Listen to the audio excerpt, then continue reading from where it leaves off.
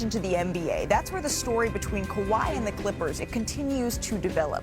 Remember, last week, the Pablo Torre Finds Out podcast reported that Kawhi had an alleged $28 million no-show endorsement deal with the now bankrupt company Aspiration in what many have questioned as a cap circumvention.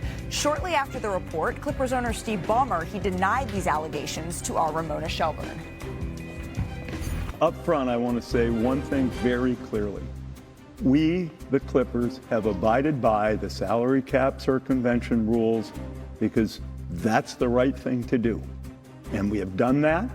I happen, for what it's worth, to think it's a very important rule in terms of promoting competitiveness and equal playing field across the league.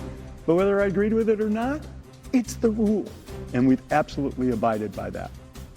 So a very clear denial from Steve Ballmer of any salary cap circumvention. And at yesterday's Board of Governors meeting, Commissioner Adam Silver, he stated it would be up to the NBA to prove any wrongdoing by the Clippers, and the league needs to look at, quote, the totality of evidence rather than just, quote, mere appearance. But he made the potential ramifications clear to our Vince Goodwill. How broad do your powers extend as far as the collective bargaining agreement, as far as penalties you can assess to the Clippers, to Kawhi Leonard? My powers are very broad. The full range of financial penalties, draft picks, suspensions, etc. I have very broad powers in these situations. So that is what could be on the table if the league hired New York law firm looking into that relationship between Aspiration, Kawhi, and the Clippers finds any wrongdoing. Now, one central question in these allegations has been, since the company Aspiration was struggling financially, how were they paying Kawhi Leonard this alleged large sum? Well, Pablo Torre, he had new information on his podcast, which released Thursday morning. Something happened just 9 days before the wire out to Kawhi's KL2 Aspire LLC for $1.75 million on December 15th. On December 6th of 2022, a wire in from DEA 88 Investments in the amount of $1,999,999.59. According to my 7 sources, as well as Aspiration's internal cash forecast for sponsorship payments, which is a spreadsheet I obtained, one of the company's absolute top priorities, despite the total financial show enveloping this company, was simple. Pay KL2 Aspire LLC. According to this Green Bank's Silicon Valley Bank statements, please tell us when exactly Aspiration finally does wire their months late second payment to Kawhi Leonard. December 15th of 2022. On December 6th of 2022, a wire in from DEA 88 Investments. I said to myself, should probably look up the registered agent on file, and it turned out to be a man named Dennis. Not Uncle Dennis. Dennis J. Wong, our different Dennis, is the vice chairman of the Los Angeles Clippers. So as we welcome in our senior NBA insider, Brian Windhorst. Brian, I think it's important to note here that overdue payment to Kawhi, which Aspiration made a priority amidst this financial turmoil, it was allegedly made the same day as it laid off 20% of its workforce. That's according to Torre. So there's a lot to process here. Let's distill it down. What do you think is the single most important thing to take away from this new information? The details that Pablo revealed last week were incredibly compelling. They also allowed the Clippers to have plausible deniability. That did not mean they were innocent, but when Steve Ballmer came and had that interview with Ramona Shelburne, he had plausible deniability. And as Adam Silver said, the burden of proof was on the league. These revelations that came out today had substantially less plausible deniability because of the amounts, because of the relationships involved. This one is going to be harder to explain.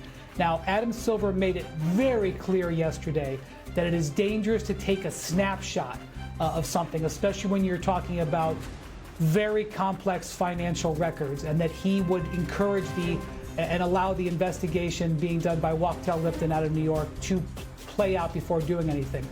Considering this is not just the vice chairman of the Clippers, but also their alternate governor, Dennis Wong, this probably will widen the scope of the investigation. And like I said, in the court of public opinion, which is not relevant, this one is very much harder for the Clippers to eventually have to explain. And again, the appearance of wrongdoing is different than a finding of wrongdoing, which Adam Silver was very clear to hold judgment until the investigation has completed its course, which could take longer if, like you're saying, this requires a finer tooth comb. But Brian, what are you looking to hear next? Whether that's from the Clippers at Media Day, Kawhi Leonard himself, where we hadn't heard weigh in, what do you think is the next chapter here that NBA investigate the teams? They can take the cell phones of Clippers employees. They can look at Clippers email documents, but they can't look at other companies' financial statements. And because those unknowns are there, it's very difficult to predict. Obviously, we will hear from Kawhi later this month when the Clippers gather for training camp. I would be very surprised if he comments on this, considering the various investigations going on, including federal investigations, of which this company Aspiration is involved in. And I also will say that this investigation, I think, will take a very long time to play out, but is unpredictable what will happen next. Yeah, that's an important point, that this company is being investigated by the DOJ, and it's not just the NBA. There are other branches here that are going to need to play out as well. Brian, thank you so very much for that insight. We have a lot to get to on today's show. The Today Show yesterday, and he was discussing how he's extended his prime, and he said this, quote, "I'm going into year 17 and really have this belief that I can be at the top of my game again and win at the highest level." He is 37 years old. He led the league in three-point shooting last year. Brian, do you believe that Steph can still reach that apex level here? I do. I think he was fabulous last year. You know, he has been on the All-NBA team 11 straight times when he's been eligible. That 1 year where he had the injuries, only played 5 games. Other than that, 11 straight years. He's led the league in three-pointers in 4 of the last 5 seasons. He actually had the second best free throw season of his career last year. His physical conditioning is excellent. Okay, he may not be in his prime anymore. No, the Warriors no longer have the best roster in the NBA, which they did throughout a big portion of his career. But I see no reason to believe Steph Curry is going to materially slow down anytime soon. And if I was a Warriors fan, I would be very excited by those comments. Very excited about those comments. A little concerned about the construction of your team. I think the biggest thing that will help Steph Curry is getting some help. Send the man some help. Now, we know that the big issue going into, I guess, the midway point for the Golden State Warriors was winning the non-Steph Curry minutes. Right. Add Jimmy Butler, and they started winning. Just a little bit of bad luck towards the end of the playoffs. But still, they need to find a third star so that he can really cook. We know Draymond Green's there as a facilitator, but Jimmy Butler, Steph Curry, and someone. Now, I know the asterisk is around Jonathan Kuminga. That situation, figuring that out, navigating that. But if they're able to find that star and it